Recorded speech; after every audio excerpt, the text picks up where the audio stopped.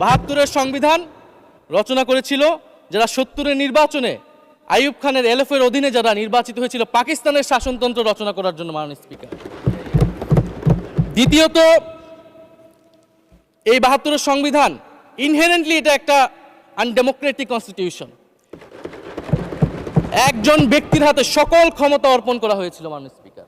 সেই সময় শেখ মুজিবকে সামনে রেখে এই সংবিধান তৈরি করা হয়েছিল। একজন ব্যক্তির হাতে সংসদের ক্ষমতা, নির্বাহী বিভাগের ক্ষমতা, এমনকি বিচার বিভাগের ক্ষমতাও নানা কায়দা করে তার হাতে তুলে দেওয়া হয়েছিল মাননীয় স্পিকার।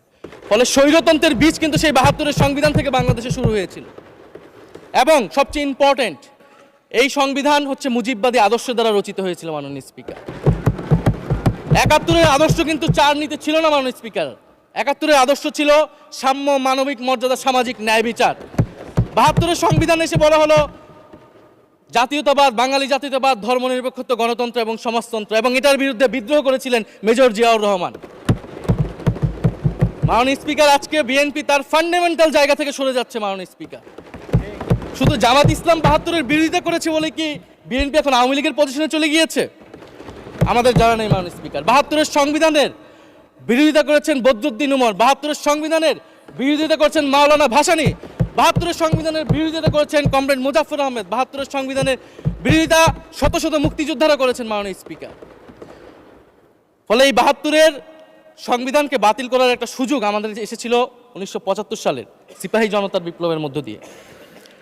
জিয়াউর রহমানের এটা একটা ঐতিহাসিক ভুল বলবো মাননীয় স্পিকার, তার প্রতি সম্মান রেখে, যে আমরা সেই সময় সেই অপরচুনিটি মিস করেছি। আমরা একটা গণপরিষদ দিয়ে নতুন সংবিধান করতে পারি না, এবং এই অপরচুনিটি আমরা এই ২৪০০ মিস করেছি এবং এখনো করতে যাচ্ছি মাননীয় স্পিকার। মাননীয় স্পিকার, ৫ই আগস্টের পরে যখন সংস্কারের আলোচনা আসলো, বৈষম্যবিরোধী ছাত্র আন্দোলন তারা তাদের পক্ষ থেকে আমরা বলেছিলাম আমরা নতুন সংবিধান চাই বা সংবিধান পুনর্লিখন চাই। বিএনপি বলেছিল তারা নির্বাচনের মাধ্যমে ক্ষমতায় যেতে চায়। ফলে ৫ই আগস্টের পর থেকে রাস্তা দুটি আলাদা হয়ে গেছিল মাননীয় স্পিকার। তখন আমরা একটা মধ্যপন্থায় আসলাম যে আমরা সংস্কারে আসি। সেই জায়গা থেকে সংস্কার কমিশন ঐক্যমত, সেখানে আলোচনা হলো। এখন সাংবিধানিক সংস্কার পরিষদ করার কথা গণভোটে বলা হলো। এখন বিএনপি সেই জায়গা থেকে সরে গিয়েছে। এখন বিএনপি যদি সেই জায়গা থেকে সরে যায়, আমাদেরকে পূর্বের জায়গায় ফেরত যেতে হবে মাননীয় স্পিকার। সংবিধান পুনর্লেখনের দাবি আমাদেরকেও জানাতে হবে, তারা যদি ৭২-এর পক্ষে এরকম অটল অবস্থানে থাকে। জুলাই সনদ নিয়ে অনেক কথা হয়েছে মাননীয় স্পিকার। জুলাই সনদ, জাতীয় জুলাই সনদ, আমরা যেদিন স্বাক্ষর হয়েছিল, আমরা জাতীয় নাগরিক পার্টি সেদিন স্বাক্ষর অনুষ্ঠানে যাইনি মাননীয় স্পিকার, এবং পরবর্তীতে আমরা স্বাক্ষর করেছি বলা যায় না, আমরা সেখানে আমাদের কমেন্টটা দিয়ে এসেছিলাম মাননীয় স্পিকার।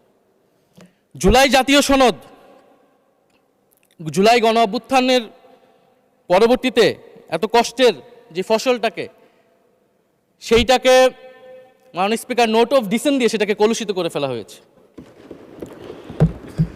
যেদিন জুলাই জাতীয় সনদ স্বাক্ষর হয়, সেদিন জুলাই জাতীয় সনদের মেজর সংস্কারগুলোতেই পাশে একটা নোট লেখা হয়েছে যে কোনো রাজনৈতিক দল বা জোট তাদের নির্বাচনী ইস্তিহার উল্লেখপূর্বক যদি জনগণের ম্যান্ডেট লাভ করে, তাহলে তারা সেই মতো ব্যবস্থা গ্রহণ করতে পারবে। তাহলে যেই দল নির্বাচনে জয়ী হবে তারা তাদের ইস্তেহার অনুযায়ী সবকিছু করবে মাননীয় স্পিকার। এটার জন্য ঐক্যমতের কোনো প্রয়োজন হয় না। আপনি যদি নির্বাচনে জিতে আপনার ইস্তেহার মতোই সবকিছু করবেন, তাহলে আপনার সাথে আমার কিসের ঐক্যমত, কিসের আলোচনা? এবং সেই নোটগুলো কিভাবে লেখানো হয়েছে, কিভাবে বল প্রয়োগ করে, শক্তি প্রয়োগ করে ঐক্যমত কমিশনকে চাপ দিয়ে লেখানো হয়েছে মাননীয় স্পিকার, এটা ঐক্যমত কমিশনের আমি মনে করি এখন বলার সুযোগ হয়ে এসেছে, সময় এসেছে। ফলে জুলাই জাতীয় সনদকে আমরা অ্যাকসেপ্ট সেই সময় করতে পারি নাই, এবং মাননীয় স্বরাষ্ট্রমন্ত্রীর ভাষাকে ধার করে আমি বলতে চাই যে জুলাই জাতীয় সনদ এক অন্তহীন প্রতারণার দলিলে পরিণত করেছে মাননীয় স্পিকার বিএনপি এটাকে। এবং ৭২-এর সংবিধানকে আওয়ামী লীগ দলীয় ইস্তেহারে পরিণত করেছিল, কলুষিত করেছিল, এবং জুলাই জাতীয় সনদকে বিএনপি কলুষিত করেছে, দলীয় ইস্তেহারে পরিণত করেছে মাননীয় স্পিকার। আপনি বলছেন জুলাই জাতীয় সনদ, তারপরে আপনি দেখাচ্ছেন হচ্ছে আমার দলীয় ইস্তিহার, তাহলে এখানে তো কোনো ঐক্যমতের সুযোগ নাই। এরপরে আসলো গণভোট।